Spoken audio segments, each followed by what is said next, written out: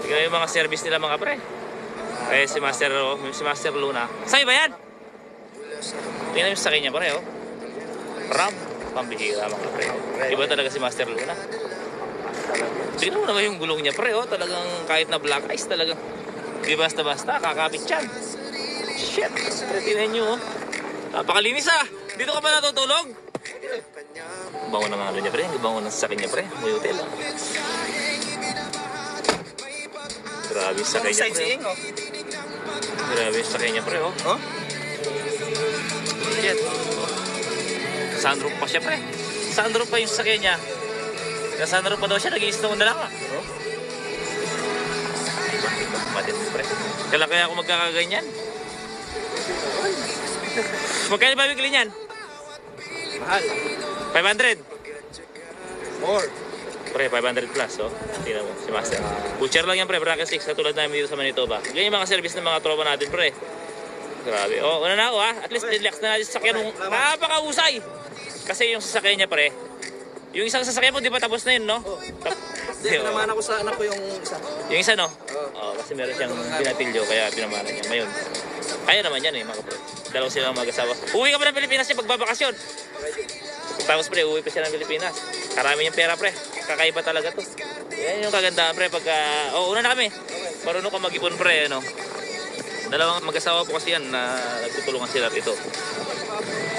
Oo, uuwi sila ng Pilipinas pre. Ilang linggo? Sa 25. Doon na sila Doon na sila, holiday. Uuwi sila ng ano. Maganda. Dito po kasi, no, pagka, halimbawa, tapos na yung sasakyan mo, pwede ka po ulit Yan po yung kagandahan dito, no, kahit na hindi man kami yung mayaman. Sabi ko nga mga pre, pwede kami mamuhay ng parang mayaman. Sa Pilipinas. Ano ba tawag doon? Office job. Tayo, blue collar job tayo. Yung mga white collar job, katumbas natin sa Pilipinas. Oo. Yung kagandahan pre, pagka nasa Canada ka na, lahat ng mga nanaisim mong bagay may bibigay mga pre. Kayang-kaya makukuha mo mga pre. Kahit pa paano hindi ka nakasalat, ika nga. Kasi ito pre, real talk, nung tayo po ay butcher sa Pilipinas pa lang, wala po talaga kaming sasakyan. Ako, ito yung sasakyan ko, Traverse. Si Master, yung sasakyan niya, nandun pa. Bisikleta. Nasa Pilipinas. Nasa Pilipinas kasi bisikleta lang, no? Dito po kasi sabi ko nga, kailangan talaga ng sasakyan. Napaka normal lang po yung sasakyan dito kung gusto mo ng sasakyan ng maganda. Kahit anong oras kaya mong bilhin. Kakaot lang po namin ngayon, ngayon pong araw ng Lunes. Tapos pre, yung mga pumasa sa ISO, mga pre, ano pa ba? Congrats po sir, congrats po sa mga pumasa sa interview, Out of 100, alos kalahati lang po yung pumasa. Talagang kalahati po yung hindi pumasa, Pero mga pre, huwag kayong mawalan ng pag-asa kasi malay nyo pre, baka ang destinasyon nyo sa Australia, baka ang destinasyon nyo sa Europe. Gaya po ng mga kabatch namin, hindi lang po sila pinalad na mag-Canada, pinalad po sila para sa Europe.